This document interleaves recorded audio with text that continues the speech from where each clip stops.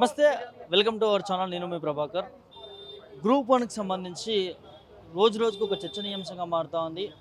Group one Telangana రాష్ట్రం అధికారంలోకి వచ్చిన తర్వాత తెలంగాణలో మన తెలంగాణ మనకి వచ్చిన తర్వాత నిర్వహిస్తానటువంటి గ్రూప్ వన్ ఇప్పటి వరకు కూడా మరి కాకపోవడము, నిరుద్యోగులందరూ కూడా ఆవేదన వ్యక్తం చేస్తాను. కాంగ్రెస్ ప్రభుత్వం వచ్చిన తర్వాత కూడా ప్రక్షాళన చేస్తామన్నది ఎన్నో మాటలు చెప్పింది, కానీ మళ్ళీ ఇప్పటికీ గ్రూప్ వన్లో అవకతవకలు జరుగుతూ ఉన్నాయని చెప్పి కూడా మరి ఇక్కడ ఆందోళన వ్యక్తం చేస్తున్న పరిస్థితి. ఇదే అంశంపైన మాట్లాడదాం. ఇవాళ అక్టోబర్ 2 నేపథ్యంలో గాంధీ గారి జయంతి నేపథ్యంలో మరి ఇక్కడ కొంతమంది నిరుద్యోగులు వినతి పత్రాలు ఇస్తూ వెరైటీగా నిరసన తెలుపుతున్నటువంటి పరిస్థితి. ఒకసారి మాట్లాడతాం. మనతో పాటు జేఏసీ విద్యార్థి నాయకుడు జనార్దన్ ఉన్నారు. చెప్పండి బ్రదర్, ఏంటి అలా నిరసన ఎట్లా తెలుపుతున్నారు, దేనికోసం? ఏం లేదన్న, గ్రూప్ 1 మీద ఉన్నటువంటి కేసులు అన్నిటినీ తెగదెంపులు చేసినాకనే ఎగ్జామ్ పెట్టాలి.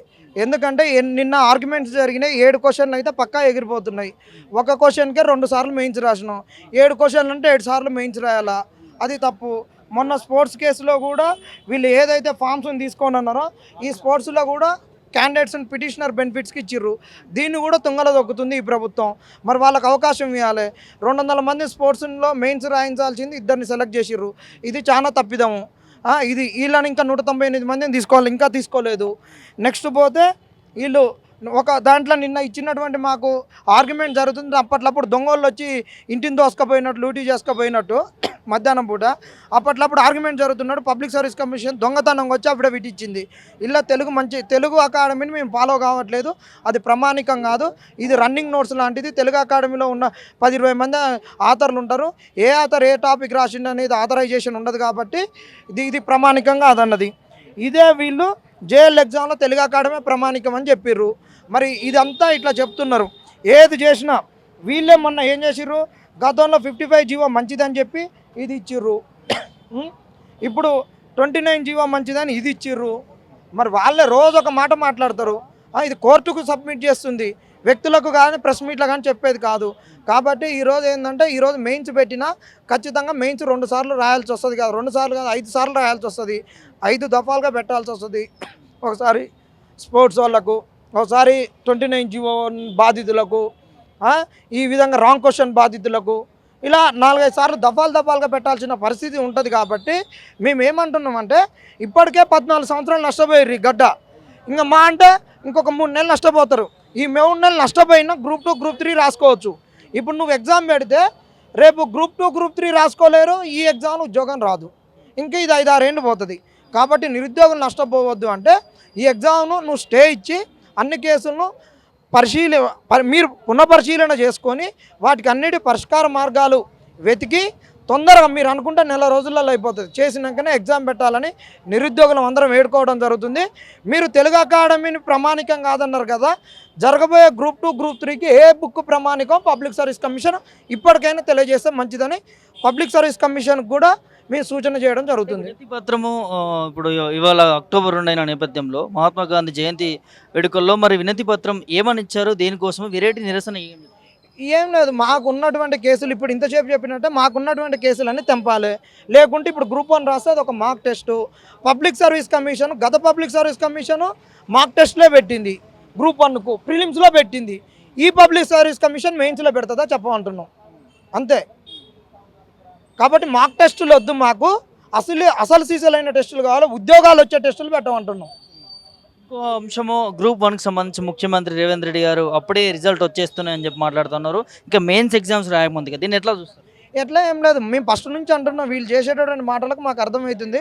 మరి కాంగ్రెస్ వాళ్ళు 60 పోస్టులు పెంచినప్పుడే మాకు అర్థమైంది వీళ్ళు దొంగలను ఓళ్ళను తీసుకొచ్చిర్రు.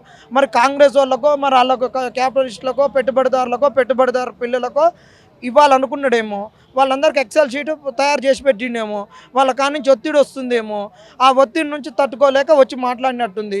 ఇచ్చేస్తామని ఇది నామకావాసి పెడుతున్నట్టు అనిపిస్తుంది. దీన్ని బట్టి చూస్తే ఖచ్చితంగా పోస్టులు అమ్ముకున్నారు. వాళ్ళకి ఎవరో పోస్టులు కావాలో ప్రిపేర్ చేసి పెట్టినట్టుంది లిస్టు. మరి ఆ లిస్ట్ ఎప్పుడు తీస్తారో కూడా మంచిదే. మరి అదే చెప్తే మరి మేము కూడా ఇలా వెసులుబాటు ఉన్న వాళ్ళు కొనుక్కుంటారు. లేకుంటే అందరు కలిసి అనుకుంటాం, అరే ఎందుకురా నాయన నువ్వు ఒక్కని కొనలే కదా, అందరం డబ్బులు వేసి ఇస్తావు, నువ్వు కొనుక్కో, ఇక నువ్వు కూడా మాకు దోషపెట్టి అంటాం. ముక్క టీజీపీఎస్సీ నీకు హాల్ టికెట్ రిలీజ్ చేసింది ఎప్పుడు, మెయిన్స్ ఎప్పుడు ఎగ్జామ్ పెట్టిండు, 30,000 మంది చిల్లర అంటే దాదాపుగా 2.5 లక్షల పేపర్లు మనం కరెక్షన్ చేయాలి. అలాంటిది ఒక ముఖ్యమంత్రి స్థాయిలో ఉండి డిఎస్సి రిజల్ట్, సరే నువ్వు విద్యాశాఖ మంత్రి అనుకుంటాం, మేమేం తప్పుగా మాట్లాడతలేము. గ్రూప్ 1 మీద ఇన్ని కేసులు ఉన్నప్పుడు ముఖ్యమంత్రి రేవంత్ రెడ్డి గారు ఇన్ని 30 కేసులు పడుతున్నాయి, సెక్షన్లు ఉన్నాయి, ఇవన్నీ ఇంత ఇష్యూ జరుగుతున్నప్పుడు ఆ టీజీపీఎస్సీ అధికారులను మరియు ఇతర అధికారులను సెక్రటరీలను పిలిపించి ఏం జరుగుతుంది, కౌంటర్ ఎంత వరకు ఇచ్చారో ఏమి ఇచ్చారని దాని మీద రివ్యూ జరగకుండా ఒక ముఖ్యమంత్రి స్థాయిలో ఉండి ఒక 1 అవర్ మీరు అక్కడ ప్రెస్ మీట్ పెట్టే బదులు ఇదేదో గ్రూప్ 1 మీద పెట్టుంటే బాగుండు కదా. నేను తొందరలోనే గ్రూప్ 1 రిజల్ట్ ఇచ్చేస్తా అనగానే ఇక్కడ ఉన్నటువంటి లైబ్రరీలో ఉన్నటువంటి స్టూడెంట్స్ అక్కడ ఇక్కడ ఉన్న రాష్ట్రం మొత్తం ఉన్న వాళ్ళందరూ కూడా మొత్తం హైరాణ అయిపోయారు. ఎప్పుడు పెట్టిండు, ఎప్పుడు వెబ్నెట్ వచ్చింది, ఎప్పుడు హాల్ టికెట్ డౌన్లోడ్ చేసుకున్నారు, ఎగ్జామ్ ఎప్పుడు రాసిళ్ళు ఏందనేది. ఎందుకంటే కొంచెమన్నా మీరు మాట్లాడే ముందు కూడా మీకు అడ్వైజ్ చేసే వాళ్ళు కూడా ఎవరైతే ఉన్నారో, ఏ అధికారులు ఉన్నారో కొంచెం మీరు కూడా కొంచెం ప్రయత్నంతో చూసుకొని ఒకసారి ఏదైనా వెనక ముందు మాట్లాడినామని చెప్తున్నాం ముఖ్యమంత్రి గారు. ఇంకొకటి, ఆడ అంతసేపు మాట్లాడి డిఎస్సి రిజల్ట్ ఇచ్చిన, కనీసం డిఎస్సి రిజల్ట్కి వచ్చేసి వాళ్ళకి ఆర్డర్ కాపీ ఇచ్చినా మీకు ఒక గౌరవం ఉండే. ఖాళీ మీరు వచ్చి రిజల్ట్ ఇవ్వడానికి అవసరం లేదు సార్. ఎందుకంటే ఎవరన్నా ఒక సెక్రటరీ, ఎడ్యుకేషన్ సెక్రటరీయో లేకపోతే ఎవరైనా ఐఏఎస్ ఆఫీసర్ వాళ్ళు రిజల్ట్ ఓపెన్ చేస్తే బటన్ వస్తే అయిపోతుంది. మీరు అంత చేసి అంత హంగామా చేసి అంత మీడియా సమావేశం పెట్టి చేయడం అంత అనవసరం. దానికంటే ఎక్కువ పనులు ఉన్నాయి. ఏమున్నాయి మీరే అన్నారు. ఒకప్పుడు ఒక రోజు ఏదైతే మీరు గత ప్రభుత్వం మీద మీరు ఎలిగేషన్ చేసిల్లో వాళ్ళ మీద గురించి మీరు చేసి వచ్చినప్పుడు ఒక గ్రూప్ 1 ఎగ్జామ్ కూడా మీరు సక్రమంగా నిర్వహించలేకపోతున్నారు. ఇంత 10 నెలల కాలంలో ఇన్ని రోజుల్లోనే ఇంత స్టూడెంట్స్ ఇంత ఫైర్ అయ్యి ఇన్ని ఇష్యూస్ గురించి మిమ్మల్ని చెప్పుకుంటూ పోతే ఈరోజు మీ దగ్గరికి వచ్చి మేము చెప్పుకోవడానికి కూడా ఈరోజు మమ్మల్ని కూడా ఎవరిని పిలిపించి కూడా మాట్లాడడానికి కూడా మీరు టైం ఇవ్వట్లేరు. కాబట్టి ఇప్పుడు కూడా పోయింది ఏం లేదు.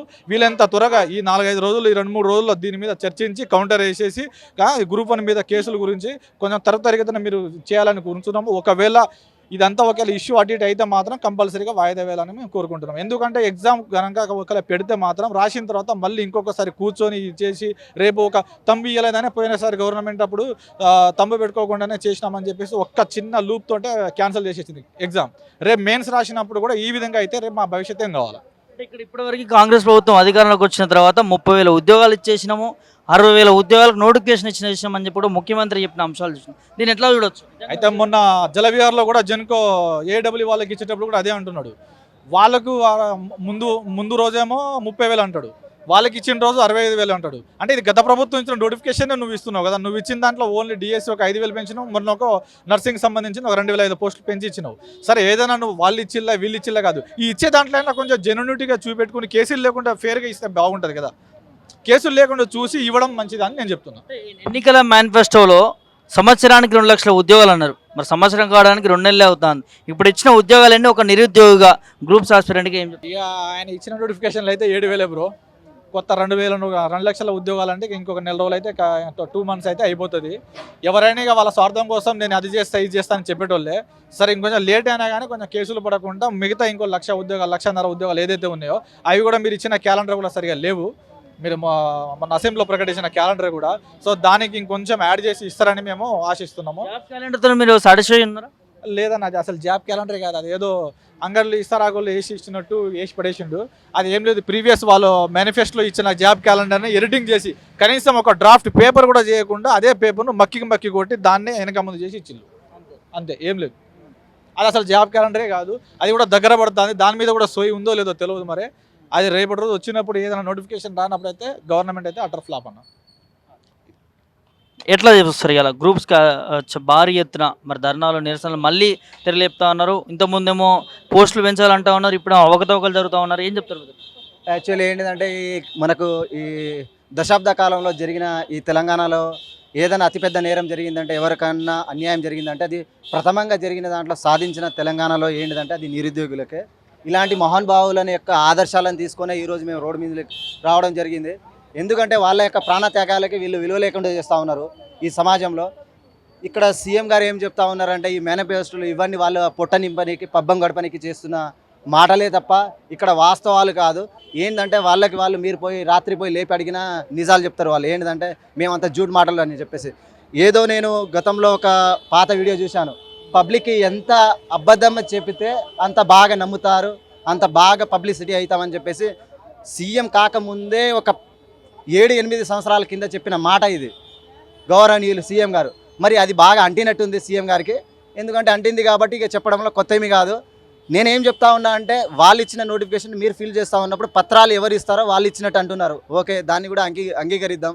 కానీ ఇందులో ఉండే సమస్యలు ఏంటిదంటే మాకు ఒక మీటింగ్లో ఏం చెప్పారంటే గౌరవనీయులు మాకు అరే ఇక్కడ ఉన్న ఇన్స్టిట్యూట్లకు ప్రలోభాలకు పడి ఈ విద్యార్థులంతా లేనిపోని ఉద్యమాలు చేస్తూ ఉన్నారు, వాళ్ళు కోట్లు సంపాదిస్తూ ఉన్నారు, వీళ్ళ జీవితాలు నాశనం అవుతా ఉందన్నారు. మరి ఇదే కోర్టు కేసులో ఏం జరిగిందంటే ప్రామాణికం తెలుగు అకాడమీ, ఇది మనకి ఏంటిది అంటే ఈరోజు కొత్తగా ఉన్నది కాదు, ఇది ఎప్పుడు అంటే మనకు ఉమ్మడి ఆంధ్రప్రదేశ్ ఉన్నప్పటి నుండి ఉన్న సంస్థ, ఇది గవర్నమెంట్ సంస్థ. బుక్కులనే ప్రామాణికం తీసుకోవాలని చెప్పేసి ఎప్పటి నుండో ఉద్యమాలు జరుగుతూ ఉన్నప్పుడు తీసుకునేది ప్రామాణికం. దాన్నే ఈరోజు గవర్నమెంట్ దాన్ని సవాలుగా చేసి ఏదో వికీపీడియాలో దొరికిన ఆన్సర్ని ఈరోజు మీరు సమాధానంగా చూపెడతా ఉన్నారంటే ఇక్కడ గవర్నమెంట్ ప్రైవేట్ ఆర్గనైజేషన్ని ప్రమోట్ చేస్తుందా, విద్యార్థులు చేస్తున్నారా అనేది దాన్ని ఒక్కసారి సమాధానం గట్టిగా చెప్పాల్సి ఉంది గౌరవనీయులు సీఎం గారు. ఎందుకంటే ఆ రోజు మీరు మాట్లాడతారు మీకు నోటికి వచ్చినట్టు, ఏంటంటే ఒక నిరుద్యోగికి మీరు ఇవ్వాల్సిన గౌరవాన్ని మీరు ఇవ్వట్లేదు. ఏ మీడియం గడ పోయినా కూడా మీరు మాట్లాడిస్తూ ఉన్నారు. యూపీఎస్సీ వాళ్ళకి ₹1,00,000 చెక్ ఇచ్చినప్పుడు మీ బ్రదర్స్ అంతా రోడ్ల మీద తిరిగేసి వ్యవస్థను తప్పుదోవ పట్టిస్తున్నారు, మీరు ఒకసారి చెప్పండి అని చెప్పేసి. మరి ఇక్కడ గవర్నమెంటే తప్పుదోవ పట్టిస్తున్నప్పుడు మీరు చెప్పాలి కదా, తండ్రి లాంటి పాత్రలో ఉన్నప్పుడు ఆ విషయాన్ని మర్చిపోయి మీరు ఏదేదో మాట్లాడితే ఎంత గాయపరుస్తుందో మీరు ఒకసారి అర్థం చేసుకోవాలి. ఇంకో విషయం ఏం చెప్తున్నా అంటే ఇక్కడ స్పోర్ట్ కోటా మీద ఒక ఇష్యూ జరిగింది. ఆ ఇష్యూ జరిగినప్పుడు దాన్ని ఏంటిదంటే మొన్న తీసుకున్నారు ఒక 190 మందిని మళ్ళీ ఒకసారి. ఇప్పుడు వాళ్ళ యొక్క పరిస్థితి ఏంటిది అంటే ఇక్కడ గవర్నమెంట్ మిస్టేక్ చేస్తుందని నికారస్సుగా అవబడుతూ ఉంది.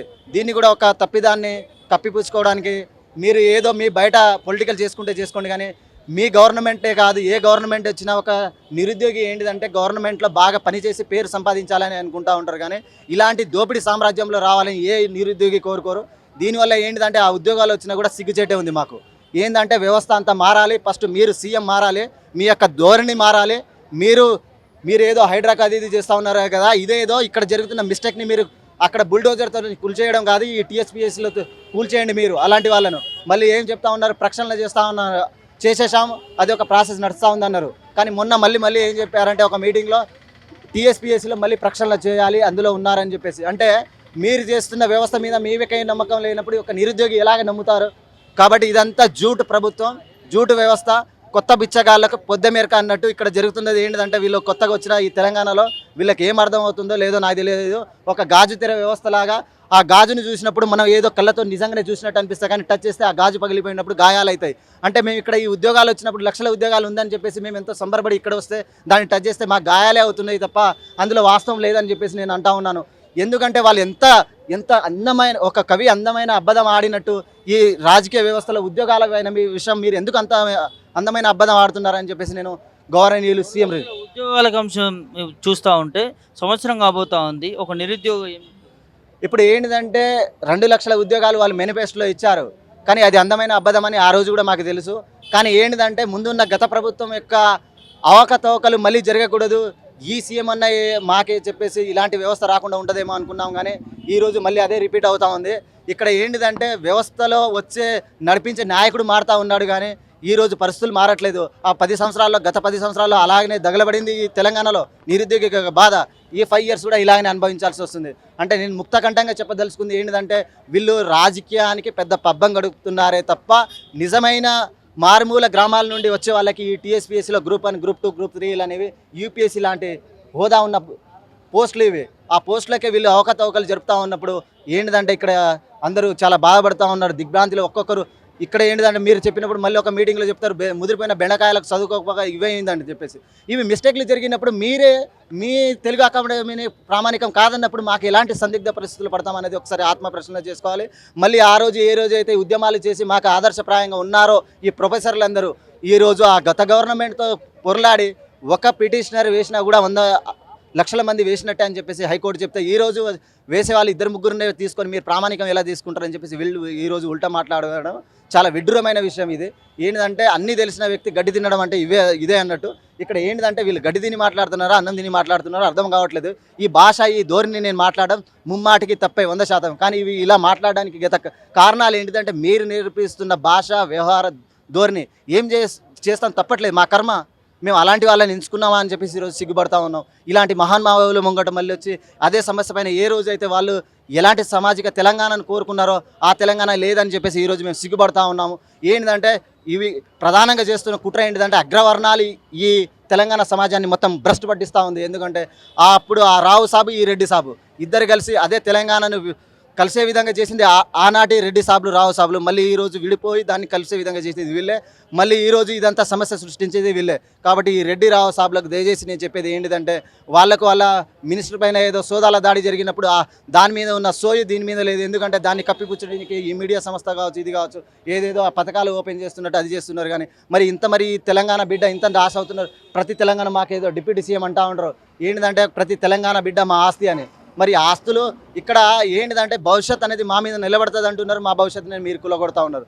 ఏంటంటే మీ జనరేషన్కి మీరున్నారు, ఈ జనరేషన్కి మేము మధ్యవర్తులం. ఈరోజు రేపు మేము సమాజాన్ని నిర్మించాల్సిన వాళ్ళం.